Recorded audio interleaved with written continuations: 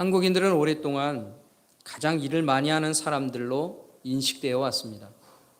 이런 인식이 지금은 사라졌을까? 그렇지 않은 것이 우리의 현실입니다.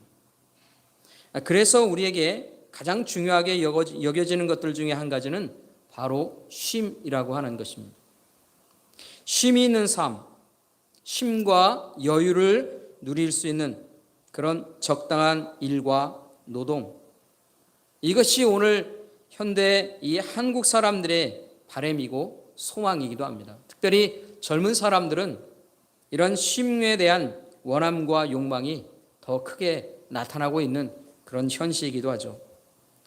우리 믿음의 사람들에게는 쉼이라고 하는 단어보다는 이 안식이라고 하는 말에 더 많은 관심을 갖고 있죠. 안식.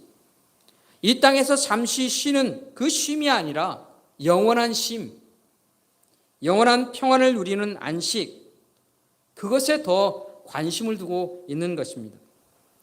우리가 매일매일 살아가면서 여러 가지 피곤한 일들을 겪게 됩니다. 피곤한 일들이 있죠. 그런 피곤에 지친 몸을 쉬는 곳이 있습니다. 바로 집이죠, 집. 그래서 우리는 집에서 이 쉼을 얻고 여유를 갖고 평안을 얻기를 원합니다. 그런데 이 땅에서 우리의 피곤한 몸을 영원히 쉴 수 있는 곳, 그런 곳이 있습니다. 그런 집이 있다 하는 것이죠. 그것은 바로 우리가 꿈꾸고 있는 하늘에 있는 집, 하나님의 나라, 하늘나라, 이렇게 우리가 표현하기도 합니다. 우리가 하늘에 있는 집, 하나님의 나라, 하늘나라에서 영원토록 쉬는 것, 그것을 성경에서는 안식이라고 표현하고 있어요. 이곳에 있는 우리 모두가 하나님께서 주실 이 영원한 안식처, 이 영원한 안식처에 안길 것을 우리가 소망하며 우리가 살아가고 있다 하는 것이죠. 이런 안식에 대해서 히브리서 4장 9절부터 11절의 말씀은 이렇게 말하고 있어요. 히브리서 4장입니다. 9절부터 11절은 이렇습니다. 그런즉 안식할 때가 하나님의 백성들에게 남아있도다. 이미 그의 안식에 들어간 자는 하나님이 자기의 일을 쉬심과 같이 그도 자기의 일을 쉬느니라.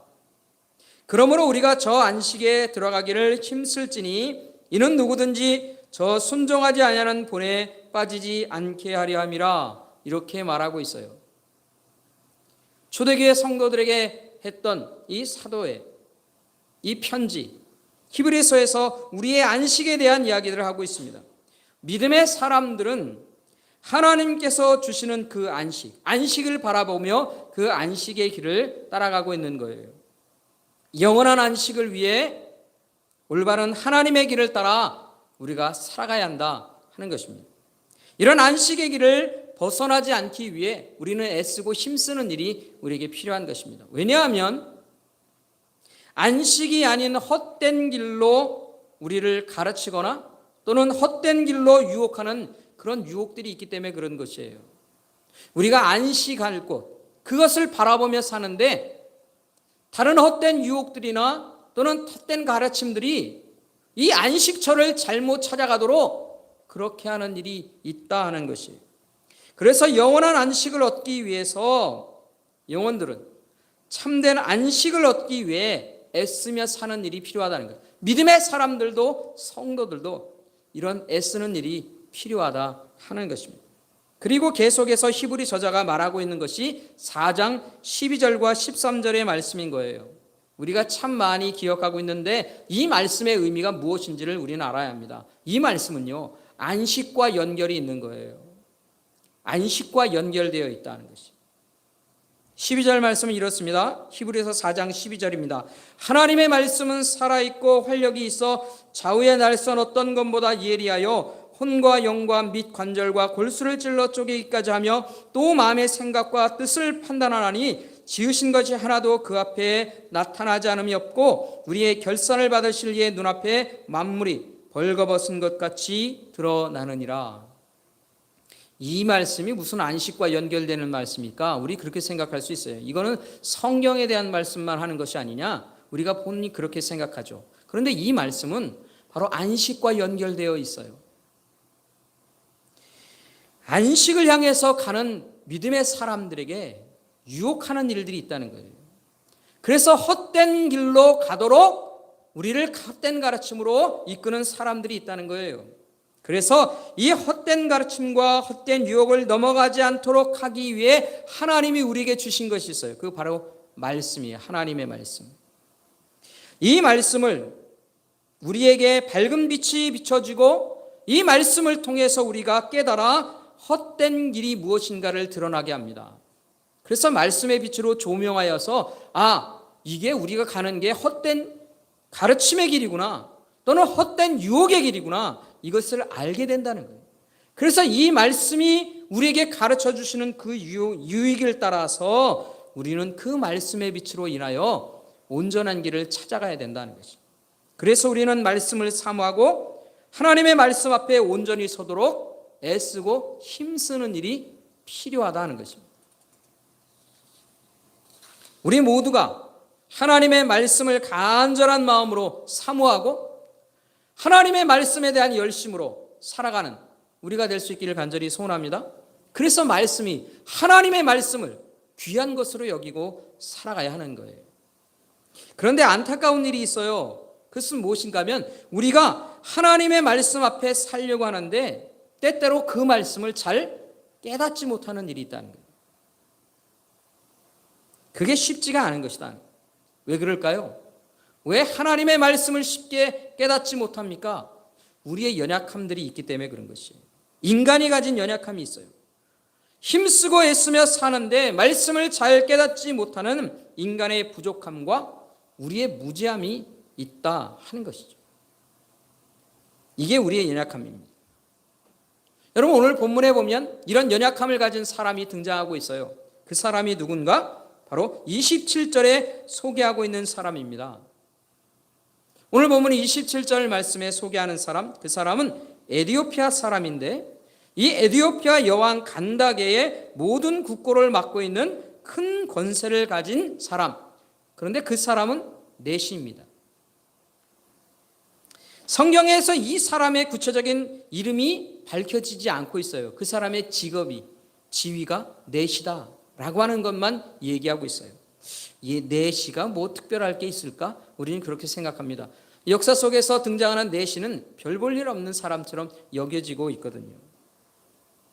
그런데 우리가 보면 이 사람은 어떤 사람인가 하면 에디오피아 여왕의 이 간다게라고 하는 그것은 사실은 그 직임이라고 우리가 왕이라고 보통 표현하는 왕이라고 얘기할 수 있는데 이 간다게의 내시다 이렇게만 표현하고 있어요.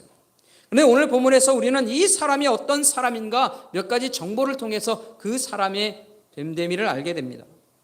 이 사람을 한마디로 표현할 수 있다면 그것은 뭐냐면 바로 하나님 앞에 참 신실한 사람이다.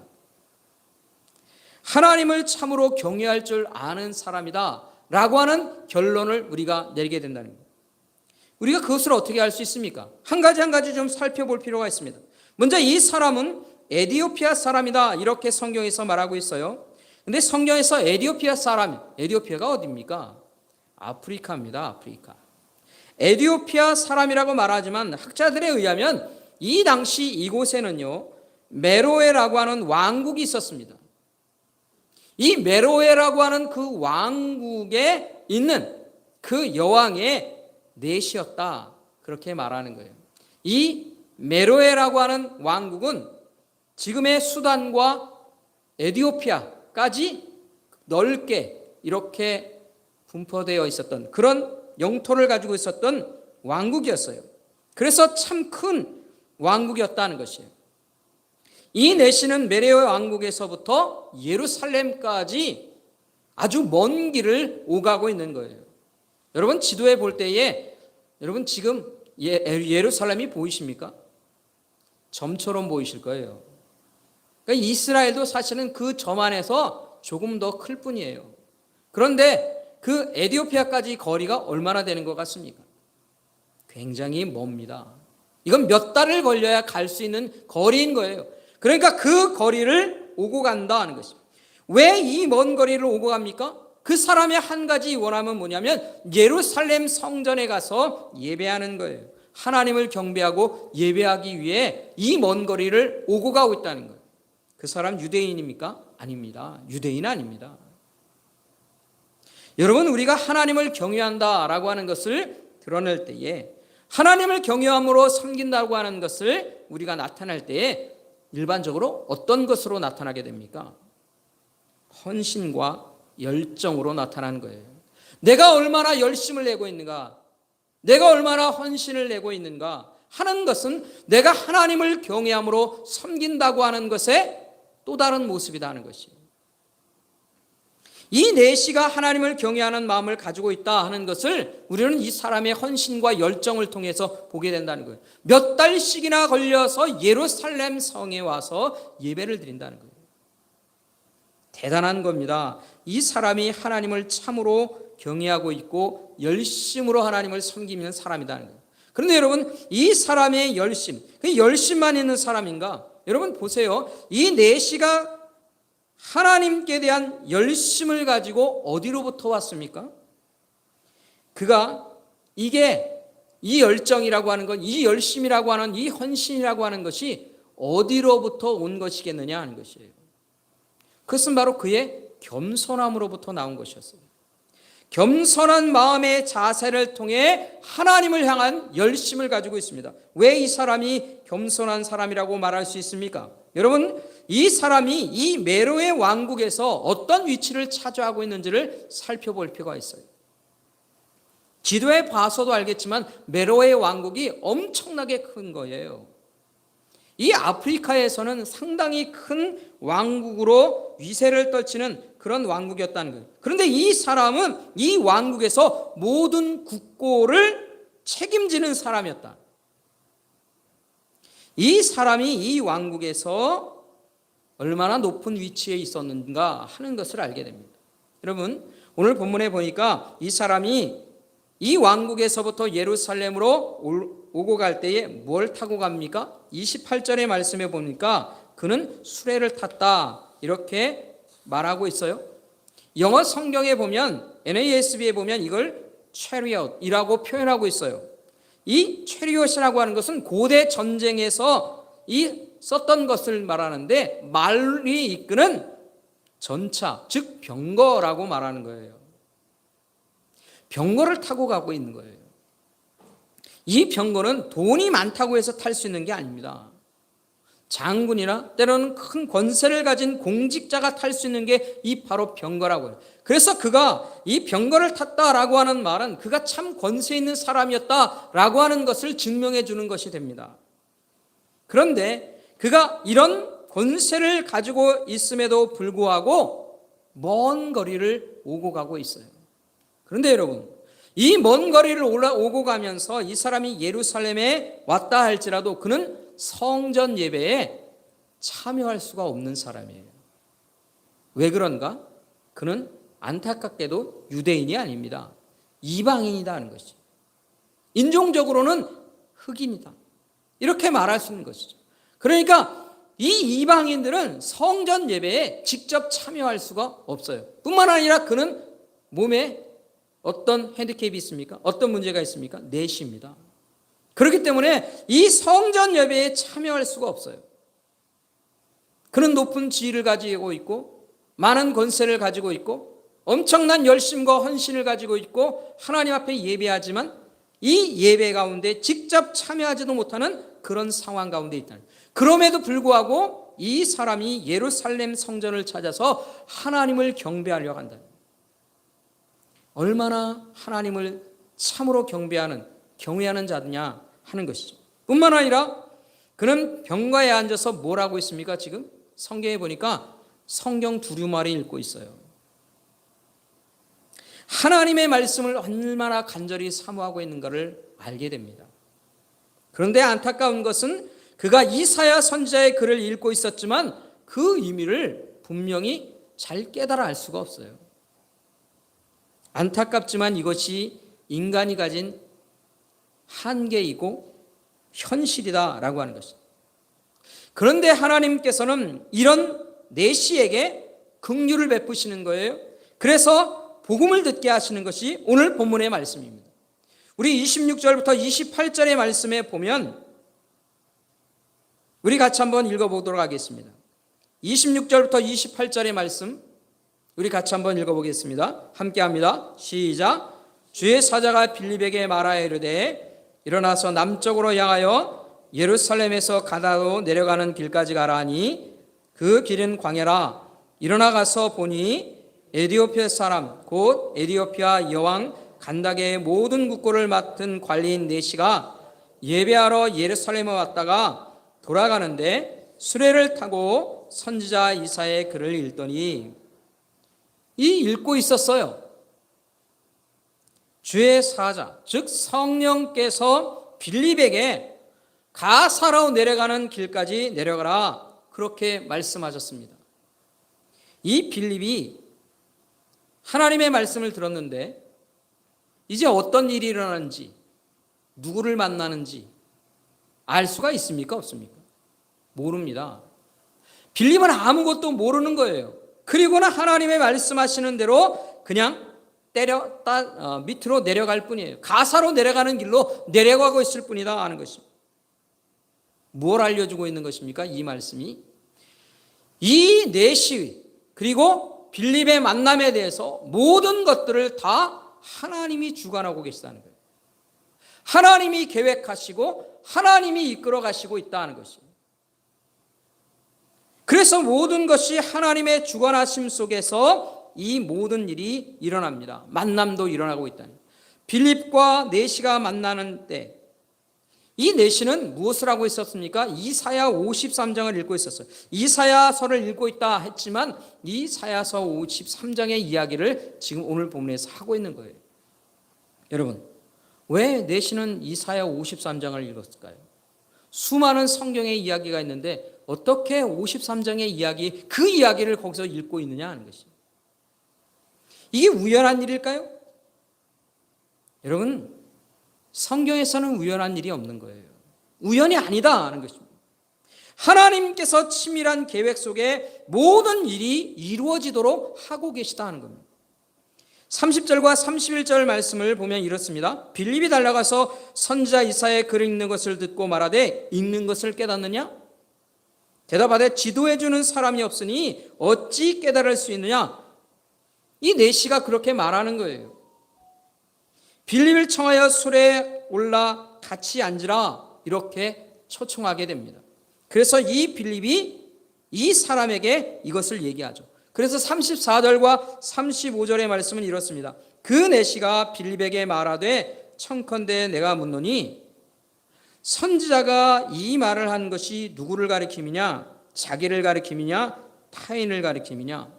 네시가 읽었을 때 이 이사야 53장의 이 이야기가 선지자 이사야 그 사람의 본인의 이야기냐 아니면 다른 누구에 대한 이야기를 하는 것이냐, 어떤 고난을 받게 되는데 누가 고난을 받느냐라고 하는 것에 대해서 얘기하는데 누군지를 도대체 모르겠는 거예요. 그래서 빌립이 얘기합니다. 35절 빌립이 입을 열어 이 글에서 시작하여 예수를 가르쳐 복음을 전하게 되었다는 것입니다. 이 네시가 지금 예수 그리스도의 복음을 듣게 된 겁니다. 그리고는 그리스도인이 된 거예요. 복음의 사람이 되었습니다. 그래서 이 네시가 직접 빌립에게 내가 세례를 받고 싶다 얘기하는 것이에요. 그래서 세례를 받고 구원의 길에 덜해선 그런 사람이 되었다 는 것입니다. 여러분, 이 사람이 어디에 있는 사람입니까? 아프리카에 있는 사람이에요. 그러니까 이 사람을 통해 아프리카의 복음이 전해지게 되고 있다는 것입니다. 여러분, 이 아프리카의 복음이 전해진다라고 하는 말은 유대인들에게는 어떤 의미가 있는 것입니까? 이 유대인들이 생각하기에는요, 이것은 사실은 땅끝인 거예요. 땅끝. 남쪽의 끝인 것이에요. 왜냐하면 우리는 세계 지도를 다 알고 있고 배웠기 때문에 이 세계가 어떻게 구성되어 있는지 알지만 그 시대 사람들에게는 지도가 없어요. 그러니까 어디까지가 끝인지를 알지 못합니다. 그들의 개념 속에는 이 아프리카의 복음이 전해진 것이 땅끝까지 복음이 전해진 것이 되는 거예요. 남쪽 끝까지. 여러분, 이 기독교 역사상 가장 먼저 기독교가 국교화된 나라가 있어요. 그게 어떤 나라일까요? 에티오피아입니다. 에티오피아가 국교화된 거예요. 기독교를. 그렇게 공인한 첫 번째 나라는 에티오피아였다는 것입니다. 과거 메로의 왕국이 있었던 바로 그 곳으로부터 기독교의 문화가 에티오피아에, 그리고 지금의 남수단 쪽에 기독교 국가들이 세워지고 있는 것이에요. 여러분, 이 하나님께서 복음의 역사를 이루신 거예요. 빌립을 통해 이 내시에게 복음이 전달되도록 하셨다 하는 것입니다. 그리고 이 내시를 통해 아프리카의 복음의 역사가 시작되도록 하셨다 하는 겁니다. 이 복음의 역사, 사람들은 모릅니다. 사람들은 계획하지 못합니다. 알지를 못하거든요. 여러분, 우리 이 복음의 역사 속에서 사용된 이 빌립의 일들을 오늘 우리는 기억하며 살아야 할 필요가 있습니다. 여러분, 이 빌립을 보십시오. 이 빌립이 복음의 역사 속에서 어떤 역할을 하고 있습니까? 빌립은요, 아무것도 모르고 있습니다. 하나님의 명령을 따라 움직이고 있을 뿐이에요. 하나님이 말씀하심에 그 말씀을 따라 자신이 어디 가서 누구를 만나고 무슨 일이 있을지 아무것도 모릅니다. 자신이 계획하지 않고 간다는 거예요. 그러나 하나님께서 말씀하시는 이 말씀을 따라 그는 가고 있을 뿐입니다.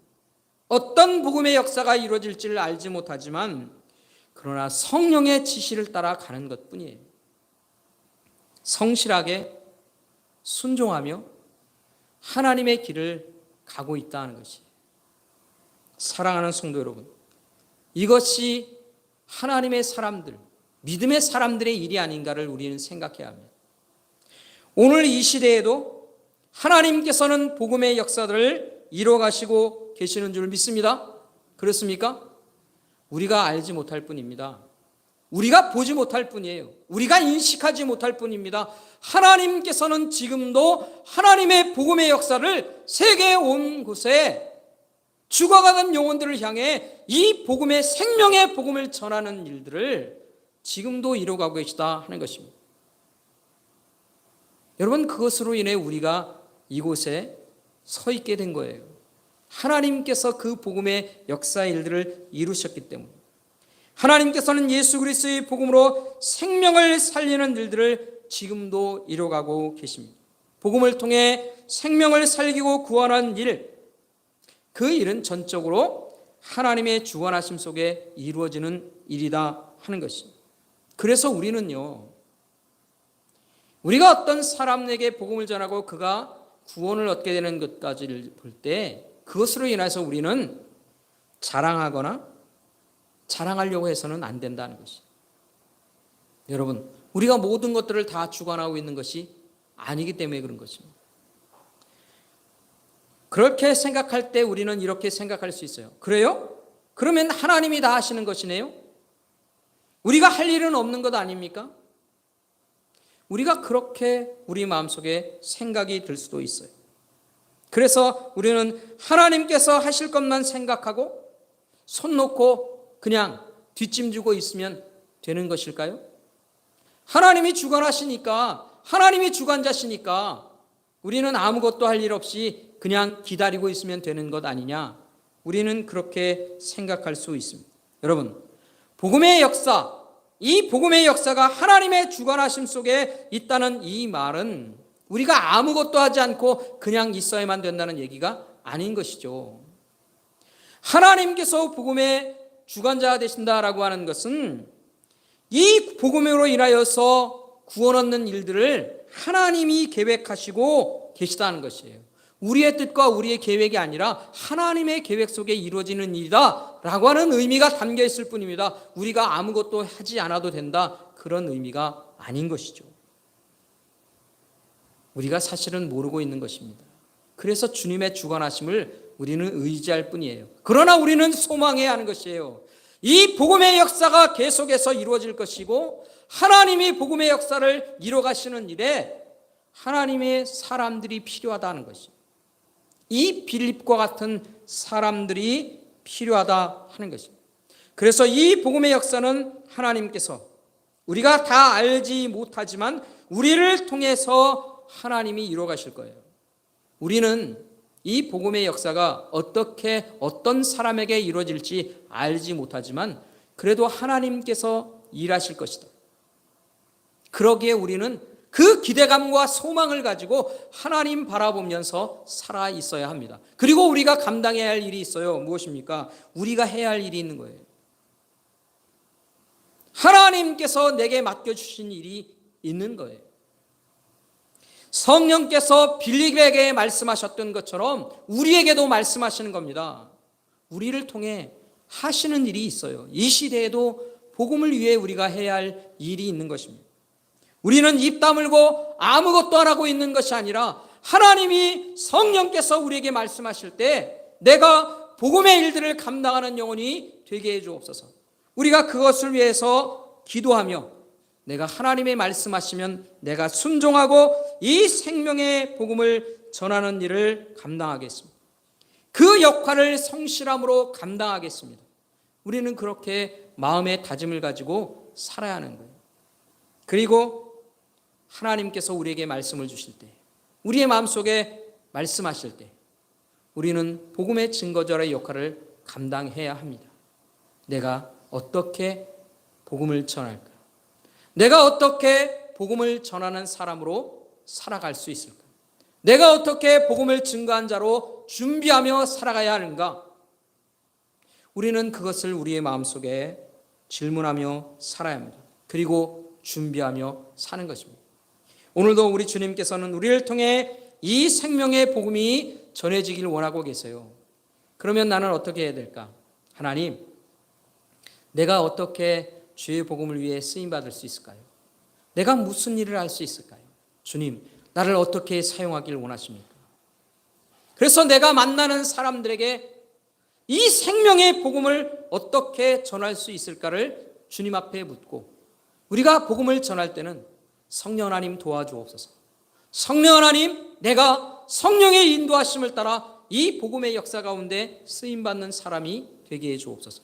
하나님, 성실함으로 주님께서 내게 맡겨주신 일들을 감당하게 해 주옵소서. 우리가 그렇게 기도하며 이 복음의 역사 속에 쓰임받는 그런 귀한 영혼들이 되기를 주님의 이름으로 축원합니다. 오늘 나를 통해 일하실 하나님을 기대하며 그렇게 복음의 증거자로